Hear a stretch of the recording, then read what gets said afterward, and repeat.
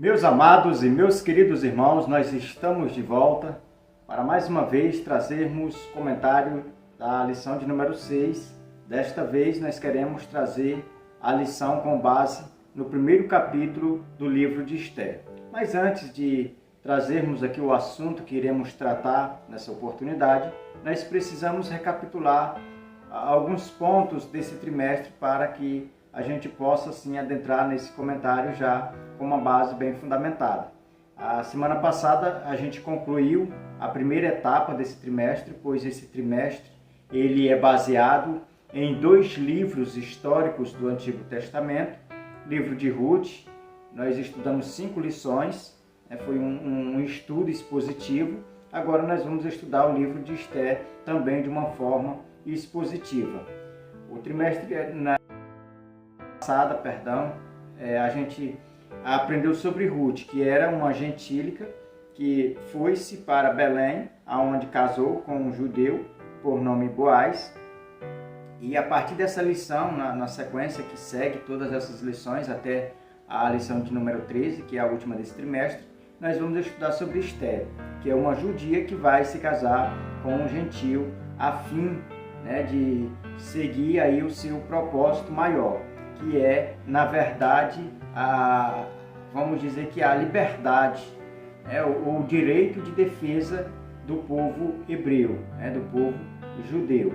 É onde a gente vai ver que o mal vai se levantar, personificado de uma pessoa por nome Amã, onde ele vai fazer com que o rei decrete ali, faça um decreto para assim extinguir a nação dos judeus, o povo hebreu da face da terra, varrer. Na verdade, é um verdadeiro genocídio.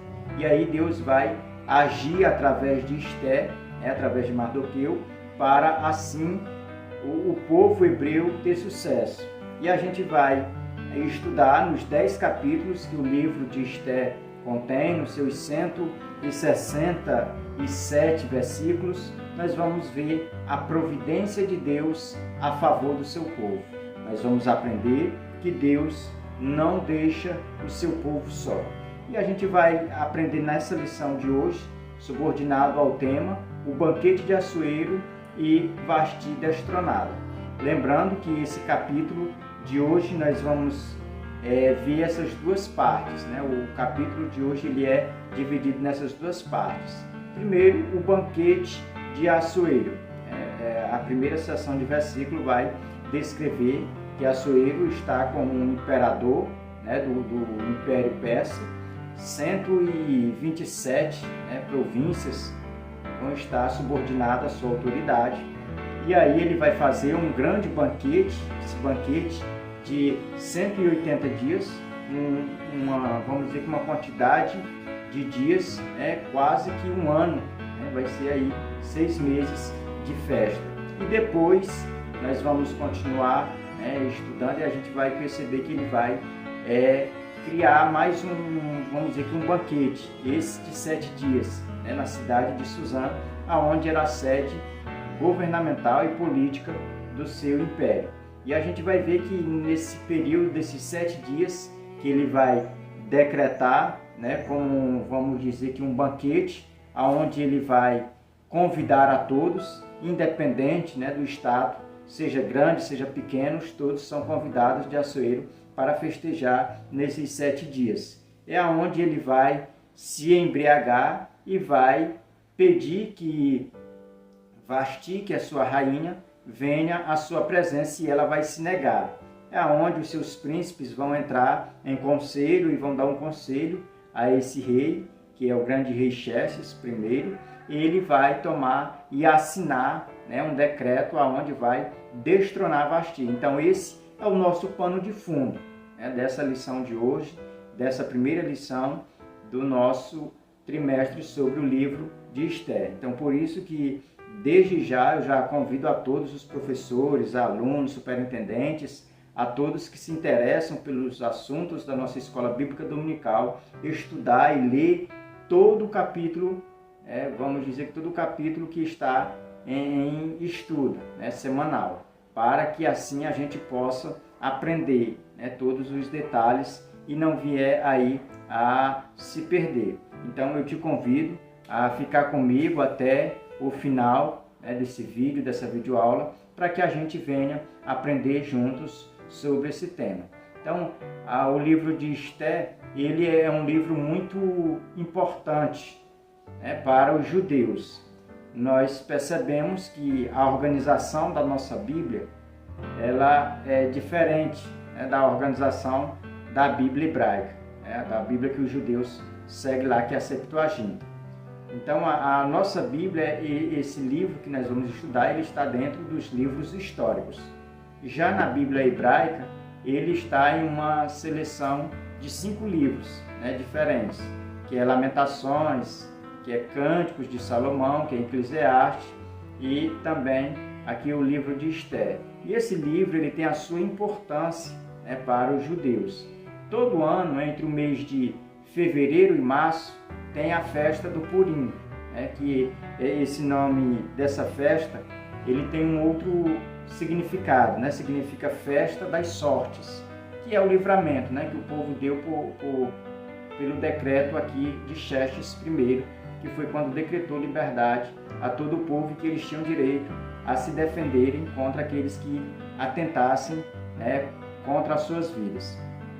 Então eles passaram a todo ano comemorar esse livramento, né, essa providência de Deus. Todo ano, entre o mês de fevereiro a março, eles festejam e é feita a leitura do livro de Esther.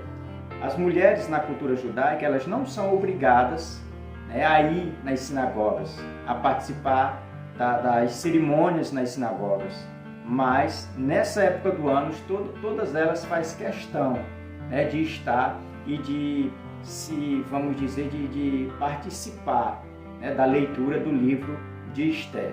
Então a gente aprende aqui que esse livro que nós estamos estudando, né, como já bem fui informado nesse trimestre, que esse trimestre era sobre 2 mulheres, aonde os títulos dos livros seriam os seus próprios nomes, né, que o primeiro foi Ruth, agora é Esther.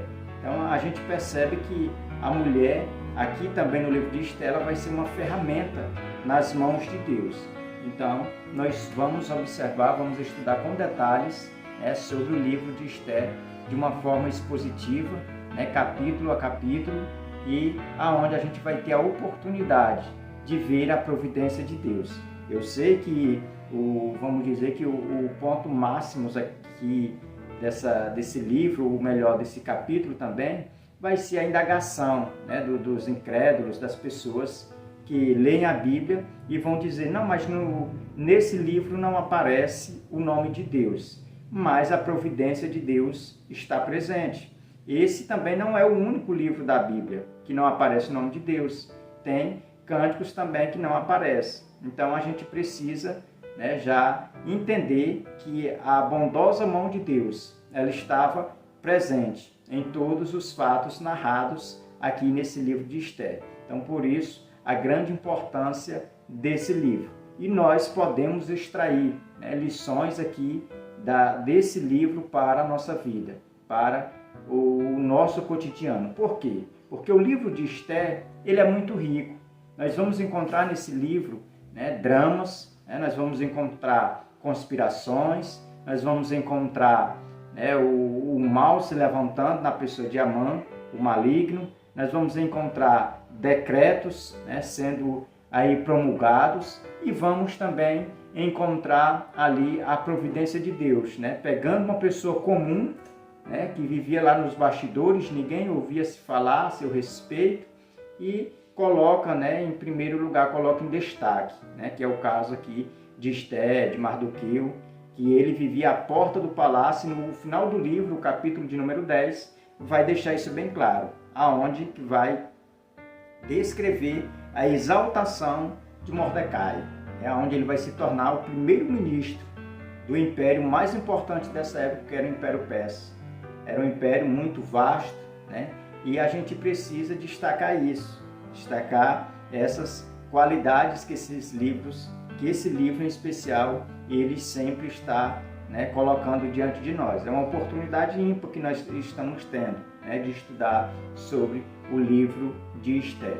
Então a gente precisa também, antes de entrar aqui na nossa introdução, nós precisamos ainda trazer a nível de informação aonde se deu, né, vamos dizer que o cenário dos fatos narrados nesse livro.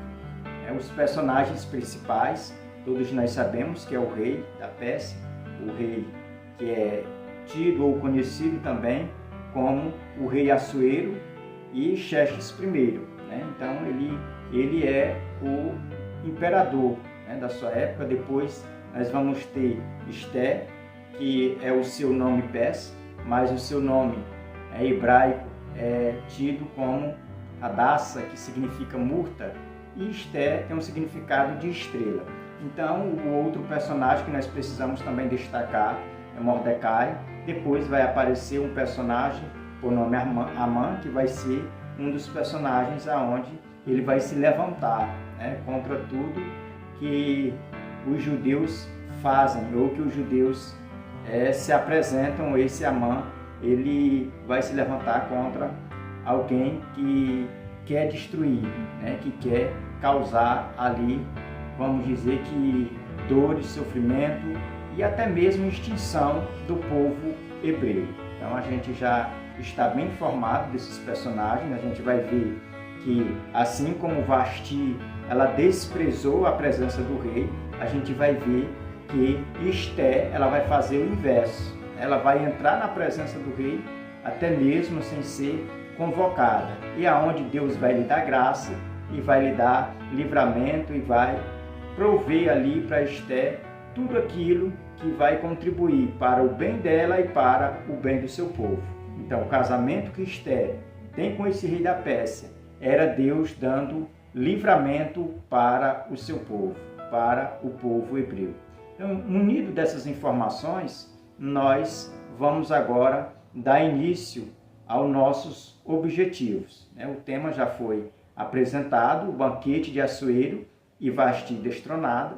Nós vamos trabalhar esse tema. Os objetivos: primeiro, entender o cuidado de Deus na história dos judeus, mesmo que o seu nome não seja citado nas páginas do livro.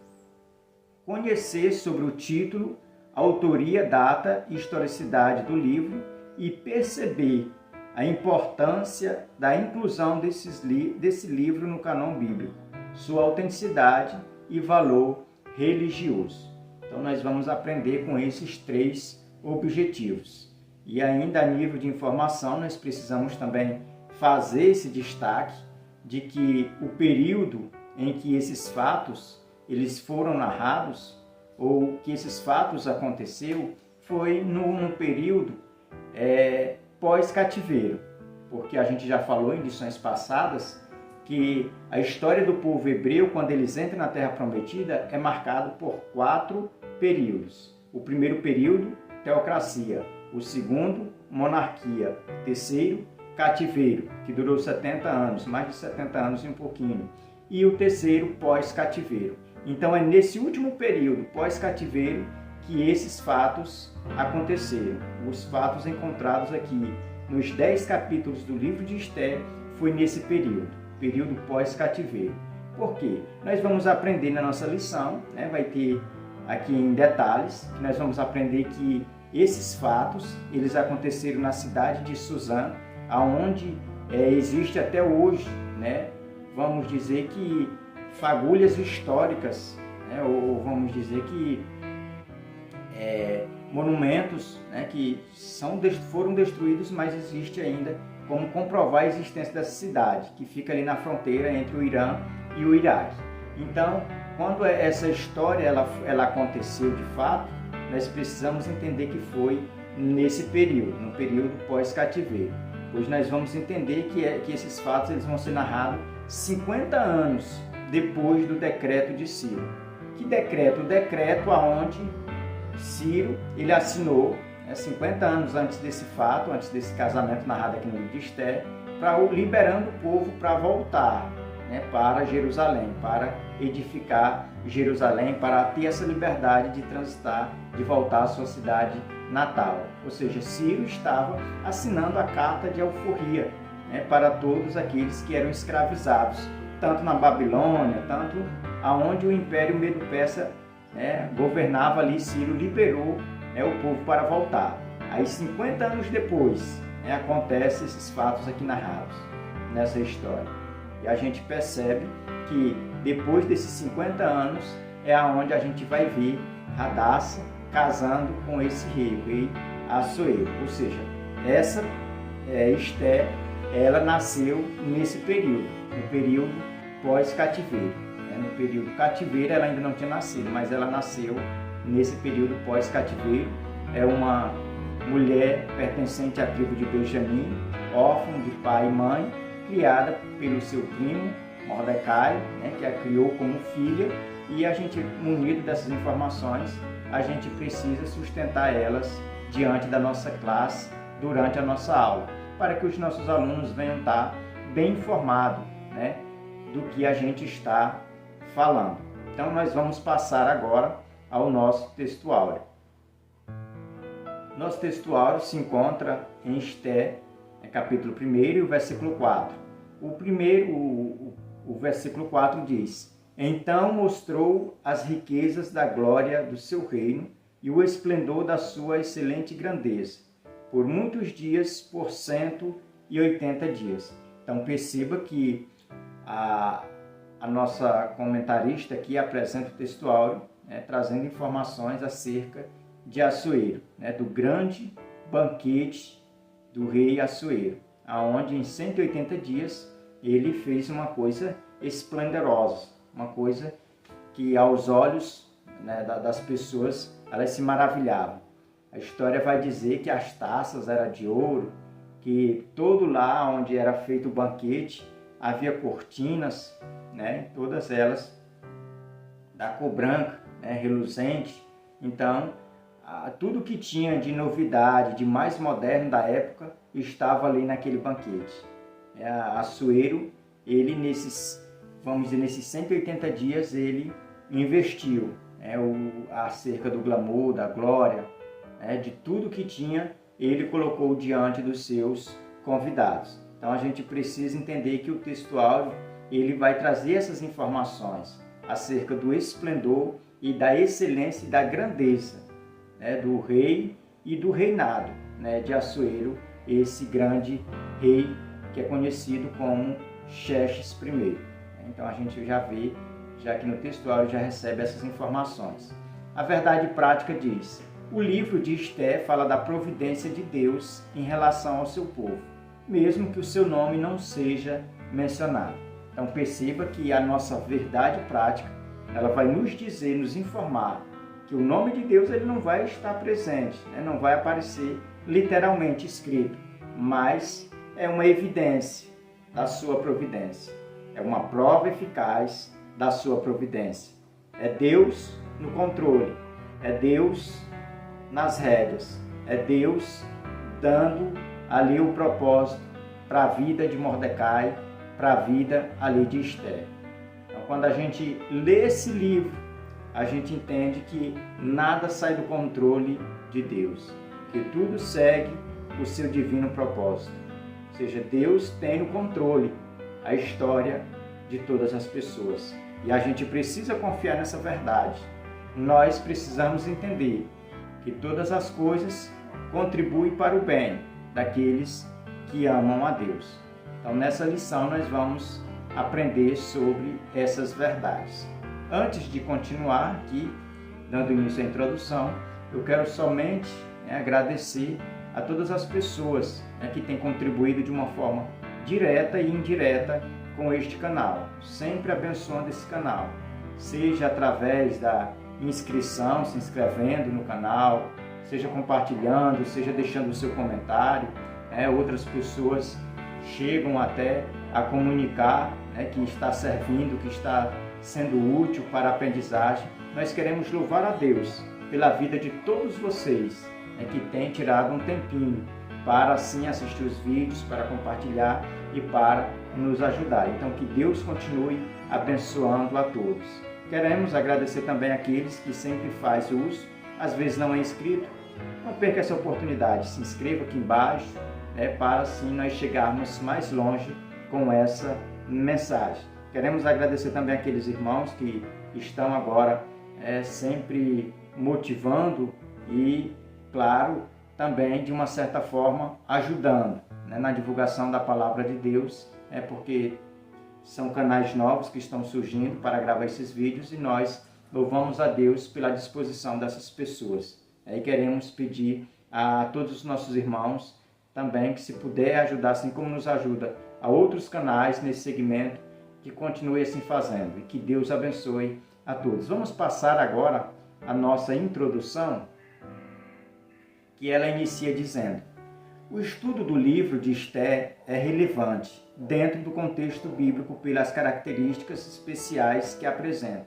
Ele recebe o nome de sua heroína e é um dos livros da Bíblia que leva o nome de uma mulher, sendo Ruth o outro. Também um dos 2 livros que não contém a menção do nome de Deus, sendo o outro Cantares de Salomão. Esther é um claro exemplo na Escritura da doutrina de Deus, ou da providência de Deus, e nos ensina a ver o Deus invisível revelado no fluir dos acontecimentos pessoais e mundiais. Então perceba que nós somos informados aqui na nossa introdução que Deus, ele está presente, que Deus, ele rege a história, que a vara que controla o universo está nas mãos de Deus, que Deus, ele é um maestro por excelência, que nada sai, vamos dizer, que da ordem, debaixo da ordem do Senhor. Deus está no controle. Ainda que as circunstâncias parecem que Deus não está presente, mas Ele está. Ainda que no momento as pessoas olhem para todos os lados e não vejam Deus, mas Deus está presente. Deus está provendo a sua provisão para todos aqueles que nele esperam, que nele confiam. Então a gente precisa entender acerca da presença de Deus na história. O primeiro ponto da nossa lição, nós vamos aprender sobre o livro de Esther. E o primeiro tópico, título, autor e data. Aqui nesse primeiro tópico, quando fala do título, não tem nenhuma dúvida. Todos nós sabemos que o título é Esther. Esther é o nome persa, significado é estrela, e esse título é um título feminino, assim como o livro de Ruth, assim como bem foi informado na nossa introdução. O outro assunto, o autor. O autor é desconhecido, não sabemos quem é o autor do livro de Esther. Existem tradições judaicas que vão defender que é Mordecai, e se não for Mordecai, essas tradições elas vão dizer que pode ter sido um escriba que estava presente na cidadela de Suzã. E essas tradições judaicas, assim como o historiador Flávio José, ele vai defender que Mordecai é apontado, como sendo o principal autor, mas na verdade não tem fatos que provam, que nem externos nem internos do livro, que provem que é Mordecai. Então, a grande maioria chegou ao consenso de que é desconhecido, não se tem o nome, mas existem suposições de que o povo diz que é Mordecai, mas nós ficamos com o que a nossa comentarista aqui colocou, que é desconhecido. Um outro é a data. A data é incerta, de quando o fato ele aconteceu, porque a gente não tem a data precisa. Nós sabemos aonde foi, a região aonde aconteceu, sabemos qual era o rei que estava imperando, nós sabemos até mesmo aproximadamente os anos, mas não temos a data, na verdade, do fato, nem o fato que aconteceu e nem tampouco o fato que foi escrito, a data que foi escrito, que foi, vamos dizer, relatado, isso. Nós não sabemos, é desconhecido. Mas, assim, é mais fácil nós descobrirmos, não com precisão, mas fazermos, vamos dizer, que um cálculo para descobrirmos verdadeiramente quando o fato aconteceu. Mas o fato em que a questão da data, quando foi escrito, é mais difícil, é mais complicado. Mas todos esses dois, né, eu preciso destacar isso, é também desconhecido. Nós sabemos que foi lá, mais ou menos 400 anos antes de Cristo, né, que esses fatos aconteceram. Então a gente já, diante desse primeiro tópico, acerca do título, acerca do autor e da data, a gente prossegue agora para o próximo tópico da lição, que vai falar sobre a ausência do nome de Deus.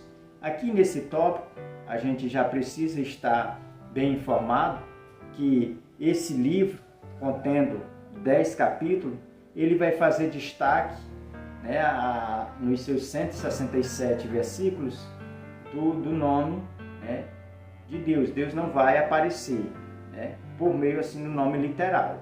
Mas todos esses fatos narrados nesse livro, a gente vê a providência de Deus. Por exemplo, quando a Bíblia fala que Esté vai convocar o povo para jejuar, a gente pergunta para quem que ela estava orando, para quem que ela estava oferecendo aquele jejum? Para Deus. Então Deus, ele não aparece o nome dele nos fatos narrados, né? Literalmente, mas Deus estava presente. A gente vê que tudo contribuiu, né, para o bem, para um propósito. Qual era o propósito? A questão do Purim, né, que é a festa que o povo comemora todo ano, os judeus. Então, que era o livramento, né, era a festa das sortes, que o povo comemora até hoje. O propósito maior era livramento ao povo judeu, né, o povo hebreu. Então a gente já precisa sair desse tópico aqui com esse entendimento de que Deus, ele estava presente, não da forma escrita, né, mas as suas ações, elas são visíveis nos fatos aqui narrados. Terceiro tópico, a importância do livro.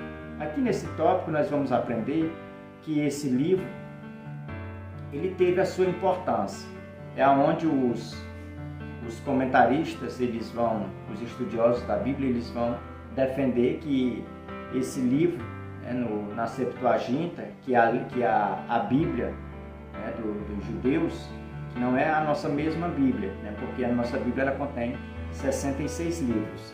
Lá na Septuaginta, ela é só o Antigo Testamento. Eles consideram só o Antigo Testamento. Então lá eles vão encontrar esse livro de Esté, ele encontrado nesse rolo, que contém 5 livros, que é conhecido como Megilot, que é os 5 rolos desses livros pequenos, que é, no caso aí, Esté está associado entre eles. Livros aí que eles vão fazer uso, né, nessas festas anuais do povo judeu. Eu sei que para nós, contemporâneos que vivemos aqui, esse livro ele não é, né, tido assim com a mesma importância do que para um judeu, mas nós devemos valorizar, né, nós devemos ter e olhar para esse livro de Esté com essa mesma importância, porque a gente olhando para esse livro pela nossa ótica e um judeu olhando pela ótica de um judeu, a gente vai ver que a ótica do judeu ele trata esse livro com mais, vamos dizer, com mais dedicação, com mais, vamos dizer que de uma forma mais, na verdade, sábia, né? Porque vai fazer parte do seu dia a dia. Né? Eles vão experimentar, saber que seus descendentes experimentaram essa providência de Deus. E nós precisamos, né, da igreja contemporânea, atentar e extrair, né, desse livro coisas para o nosso dia a dia, né, para nossas vidas. Então nós precisamos também dar importância a esse livro. Nós vamos agora passar para o nosso segundo ponto da lição. O segundo ponto fala banquete de Assuero. Aqui nesse ponto nós vamos ver com precisão, com detalhes acerca desse banquete, né, que se estendeu aí por 180 dias. O primeiro tópico vai falar sobre a exatidão histórica. É aqui nesse tópico que nós vamos aprender acerca de que o rei Assuero, que governava essas 127 províncias, é relatado com precisão, acerca de que esse rei realmente existiu. Se a gente for consultar livros de histórias seculares, a gente vai encontrar nesse período no governo persa, que mais tarde veio a ser destruído, extirpado por Napoleão, a gente vai ver que esse rei realmente existiu, Xerxes I, que esse é conhecido como Assuero, ele realmente existiu. Então, essa história é uma história real, é uma história que aconteceu 400 anos antes de Cristo. Então, a gente precisa estar bem informado, munido dessas informações. Então, esse rei ele governou mais ou menos de 486 a 465 a.C., mas a história ela não nega a existência desses acontecimentos. Vamos agora passar para o segundo tópico aqui do segundo ponto, a cidade de Suzã. É onde surge também a pergunta: realmente existiu essa cidade ou não existiu? A cidade de Suzã, existe provas, como falei a nível de introdução, existe provas cabais de que essa cidade ela existiu e ela se encontrava ali na fronteira do Irã com o Iraque. Ainda existe ali sombras, ou vamos dizer que provas de que a cidade ela realmente existiu, e ela era tida ali como, vamos dizer que como o centro do governo do rei Assuero. Ela era mais ou menos, como diz a nossa comentarista da nossa lição, ela era uns 400 quilômetros da Babilônia, onde a gente vai ver a localização exata aí da cidade de Suzã. Então essa cidade ela existiu e ela era a sede desse governo e aonde foi narrado todos esse acontecimento.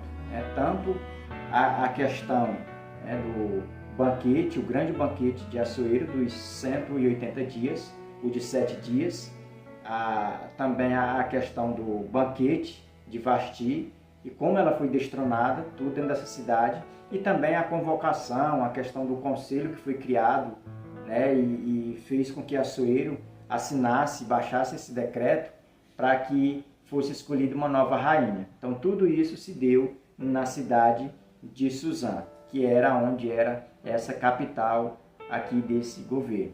O terceiro tópico do segundo ponto fala sobre o esplendor persa. Aqui nesse tópico nós vamos aprender que nós estamos falando de um rei, por nome Assuero, aonde ele tinha esplendor. Quando a gente lê os primeiros versículos do capítulo 1 do livro de Esther, a gente vê que esse rei esbanjava glória. Ele governava 127 províncias. Para nós hoje é como se cada província fosse um estado da federação. Não estamos falando que era 120 cidades, não. 127 regiões, províncias. Então era um governo que, na verdade, ele era muito grande. Ele expandiu muito, porque ele começa lá com a Babilônia, onde o povo é levado cativo. Depois os medos se unem aos persas e vão lá e derrotam a Babilônia, e aí ele é levantado. Depois os medos vai sumindo da história e vai ficar só os persas. E os persas eles já vão experimentar e tomar de conta de tudo que a Babilônia e que os medos conquistaram. E aí, quando quebra essa união entre medos e persas, a Pérsia fica no governo. A Pérsia fica diante desse vasto império e é conhecido aqui por causa da sua grandeza, por causa das suas muitas conquistas. Só vem ser destruído mais tarde, quando Napoleão sai governando o mundo inteiro. Nós vamos agora passar para o terceiro ponto da nossa lição, que é onde nós vamos falar sobre a questão da rainha Vasti, como ela foi destronada, o que ela fez para ser destronada. A gente vai aprender nesse ponto. Aqui o primeiro tópico vai falar o rei é desafiado. Então nesse primeiro tópico a gente vai perceber aqui, com base no versículo 12, de que o rei ele chama seus eunucos, querendo mostrar, já tinha mostrado tudo que era de belo no seu reino, e ele queria fechar com chave de ouro, apresentando a beleza, a majestade da sua rainha, a formosura da sua rainha. É aonde ele não é, vamos dizer que ouvido. O seu convite ou o seu pedido não foi atendido. É aonde os seus príncipes chegam para ele e faz com que ele assine um decreto, para que sirva de exemplo, para que as mulheres dos persas não venham a desprezar. Então, ele já alcoolizado, já cheio da bebida, ele não pensa duas vezes, ele assina um decreto. Embora a gente lendo o texto, a gente vai perceber que ele vai ter um certo arrependimento depois que ele volta em si. Mas o decreto já está assinado, a decisão já foi tomada. A história que os príncipes contaram para servir de pano de fundo para ele assinar esse decreto foram convincentes. E aí ele assinou e não tinha mais como voltar atrás. Porque se tinha uma coisa que um rei persa fazia, era isso, era assinar um decreto e pronto, não tinha como voltar mais atrás. Já estava carimbado e tinha que cumprir a risca. Então a gente precisa entender que Vasti ela é destronada nesse momento da história, aonde o rei é desafiado com essa atitude negativa de Vasti. Mas na verdade a gente tem que olhar para isso e entender que já era Deus trabalhando, abrindo espaço para Esther, para Radassa entrar e ser aí a imperatriz desse governo, ser a imperatriz do imperador Assuero. Então a gente precisa entender que quando Vasti ela diz não a Assuero, ela está vindo à concorrência. E aí é onde ela vai ser destronada. Segundo tópico, crise institucional. Então a resposta ou a atitude de Vasti, ela causou essa crise institucional. Essa crise que se instalou dentro do governo aqui desse grande rei Assuero. Através da atitude dessa rainha foi que veio esta crise institucional. Foi aonde o rei veio instituir esse decreto, aonde todos os seus conselheiros se reuniram e votaram a favor de que o rei tomasse para si uma outra esposa e destronasse, desprezasse Vasti e que outra melhor tomasse o lugar de honra que ela tinha. É nesse momento que a gente vai aprender sobre essa crise institucional que foi instalada aqui nesse momento da história. Terceiro tópico, Vasti é destronada. Aqui nesse último tópico a gente vai ver que Vasti ela perde o seu lugar de excelência. É como diz a história, não queria, tinha alguém que queria essa oportunidade e aqui acaba acontecendo isso.